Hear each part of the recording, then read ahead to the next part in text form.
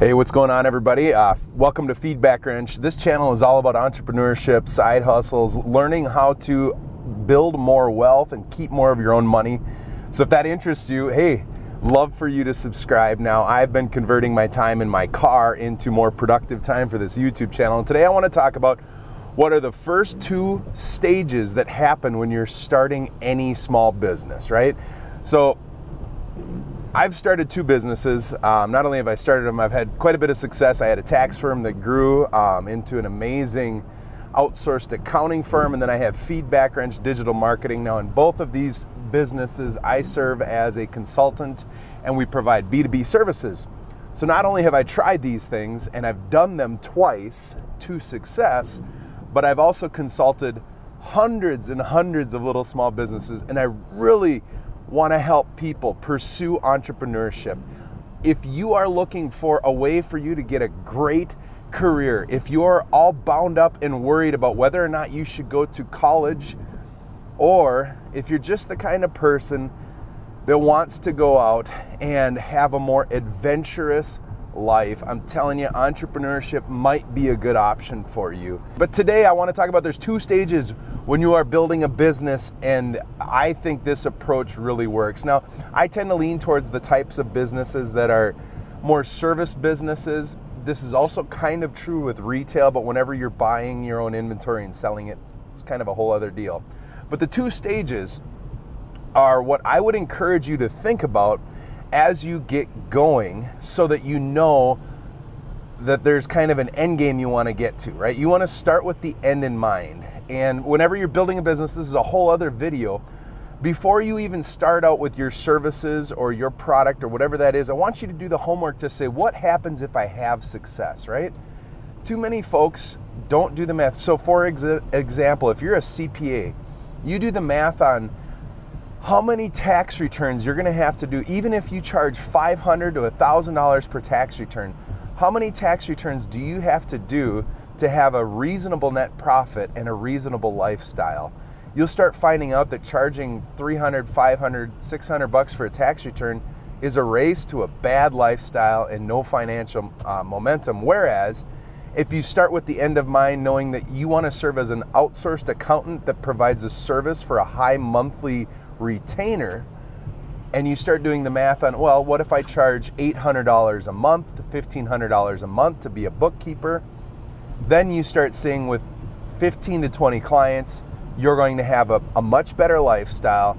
You're going to have a better financial situation. So that's my first little tip before we get into these two stages, is that start with the end in mind. Make sure you're not starting a business with high activity, low reward work that's just going to cause you heartache and headache if you actually succeed.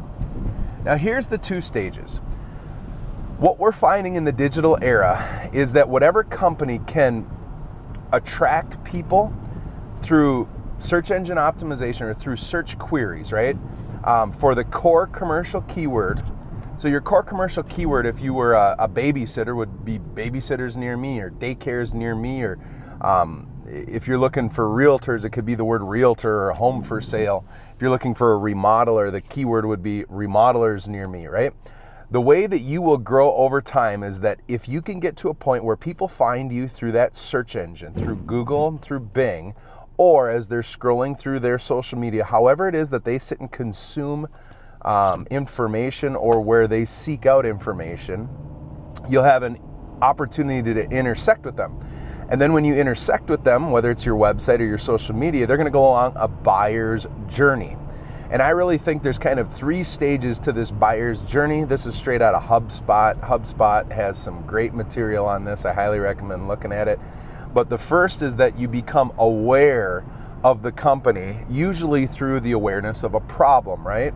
If I have a leaking roof, I start searching, do I have to replace my roof if it's leaking? I found water. What to do when you find water in your basement, right? You start Googling those terms, and Google's going to serve up the best solutions from the most trustworthy sources. And that's the first thing that happens, is people start becoming aware of their problem and start becoming aware of solutions. The second stage is that they go into consideration mode. The idea is they go into fact-finding adventures where they're trying to find out, what are the options I have if I have water in my basement? Well, I could call a handyman, I could call a contractor, I could call a specialist, I could look into foundation repair or sump pump suppliers, or who knows what it would be, but there's probably 15 different options. You go into consideration mode of your options, then you really start to whittle it down over time of, here's what I think I'm going to do. When they're in that consideration mode, as a company, you want to be teaching them how they should be looking for a solution, right? And this is where you want to be serving as a guide through your digital footprint. And then the last step is that they go into decision-making mode. And decision-making mode, you want to show reviews, you want to show proof, you want to prove to them that you are a great solution, you want to be readily available, you need to have the logistical functions in your business so that they can call you, set an appointment, and actually you can take their money to meet an expectation. That's the end you want to get to. They find you, they choose you, and they go from being a stranger to being a satisfied customer. That's the goal, right? Well, how do you get there? And these two stages are meant to get you to a point where you can have that occur and also have a very profitable business. So the first stage that you want to have when you're starting out as a business owner or an entrepreneur, even if you're in a side gig, is that you just need to go out and find people to satisfy and find people that have a problem. You go add value and solve that problem, and then you build up a portfolio of work and proof that you've done. The first stage of business is really all about showing that you can satisfy the problem, that you can do what it is that you're going to claim you're going to do. And the best way to do that is to create evidence on your website and on your platforms, and to get reviews, okay? So here's what I'm really talking about. No matter what business you're in, when you're first getting started, it's hard for you to have the confidence, to have the portfolio, to have the reputation to charge the higher tier dollar amount. That's not to say that you shouldn't try or that you're not worth it. It may be that you understand how to attract the highest dollars in your industry right away. But what I've found is that internally you need to have confidence built by having many reps of satisfying your customers before you get in a position to be able to charge more. So the first stage that you're gonna do is you're gonna do everything you can to find as many people as possible that you can add value to and get a review and build up your portfolio. There's two parts there. You know, if you're in construction, building up your portfolio is all about taking photos of before and after work that you've done and then showcasing that on a section on your website. If you're a real estate agent and you have listings, building your portfolio is all about taking the house that you've worked with and the client you've worked with and having a section on your house of ongoing content that shows, here's the listings that we've sold. You would list where it was, how much it sold for, and when it happened, really. So that when people get to your website, they see, well, doggone it, he's helped 15 people, he's helped 150 people, he's helped 1,500 people. I like the idea of working with that. It helps them when they're in that consideration and decision stage, right? So you want to build up this portfolio of proof, and then the second thing is you want to use Google My Business, Facebook, and any other third-party review sites. But the primary review system you want to leverage at every business is Google My Business. And Google My Business is at google.com/business. And that account is all about local SEO. And what local SEO, or local search engine optimization, Google's trying to use Google My Business as the best tool to provide solutions to localized queries, people that are looking for a local solution. So now that's not applicable entirely if you're a national business. If you're an entrepreneur and you're setting out to do something nationally, you're not going to want to focus on that. But for everybody else, set up your Google My Business account. Make sure you're in tune to your core commercial keywords. And what that is what are the keywords that mean, hey, I want a solution?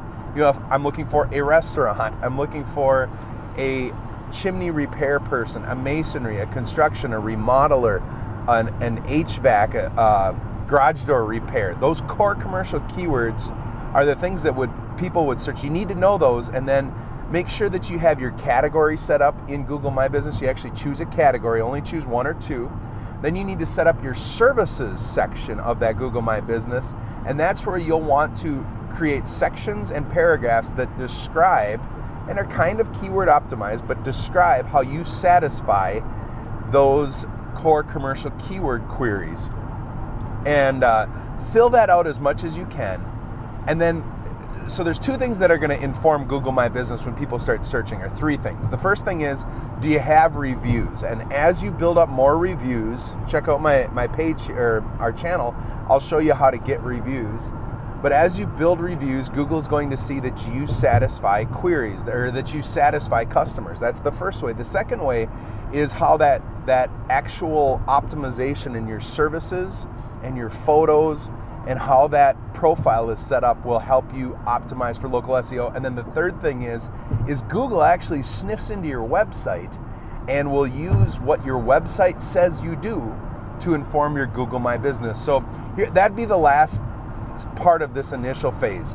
In phase one, all you're doing is trying to go out and get as many reviews as you possibly can by satisfying as many clients as you possibly can. That might mean you kind of give things away. You start out by just showing that you can do what you do. Now, as that occurs, if you're in a seasonal business, this is very easy to understand. The first couple seasons, it's all about getting tons of reviews, building out your website, showing your portfolio of work you've done. But eventually what you have got to do, this is key, here's stage 2, is you need to get into a pruning mode where you prune your book of clients if you have ongoing clients, or you get very selective and cherry pick. You know, cherry picking is when you kind of stay back in basketball and you don't play defense, all you do is play offense. But the idea here is that all you're going to do is work with one particular core focus type of customer, 3 or 4 types of customers. Eventually, once you've got the proof, what's going to happen is you're going to have some search engine optimization results. You're also going to have a GMB or a Google My Business account that if you go in and use Google Ads at Google AdWords, that you can advertise to dominate your sector. And it's basically like that's your silver arrow. The way that you can close deals is having more authentic, good, bona fide reviews and more portfolio than anybody else in your sector. If people find you, they're going to choose you. Often, they're at least going to contact you, right? And then it's in your hands. So once you've got that set up, you can pay to get that in front of people, but you need to have the capacity to actually satisfy your most profitable core focus types of clients. So in stage 2, you have to have figured out what are the busy clients that are low profitability that you should stop serving, and what are the types of jobs you absolutely must do. You have to relentlessly prune your business to get rid of busy work so that you have the capacity to do what's great. That's the second stage. So you need to write that down. And all it is it's then a sales game. It's all about, you need to have enough prospects come through, and you probably want to pay for them through Google Ads, through Facebook campaigns, and through maybe a salesperson. But if you get enough prospects come through your sales system, you'll then have the opportunity to cherry pick just the best. As you get going, you talk to 20 people, you get 14 clients because you're saying yes to low margin work so that you can get reviews. But eventually what you do is you talk to 20 people and you're looking for the 2 that are great. You say no to the short term to say yes to the long term. So that's the 2 stages whenever you start any business. The first one is you find as many people as possible to satisfy. Just go add value, get reviews, build up a portfolio of proof of the work that you do. Customer testimonials, photos of the work that you've done, photos of whatever it is that you do. Have that on your website, on your Google My Business, on your social media profile to bring people along that buyer's journey. And then the second stage is you prune, you cut. and you cherry pick. Prune and cherry pick. That's the second thing. I'm Rob Satcham. Hopefully that adds value. Start a business. Get out there. Add value.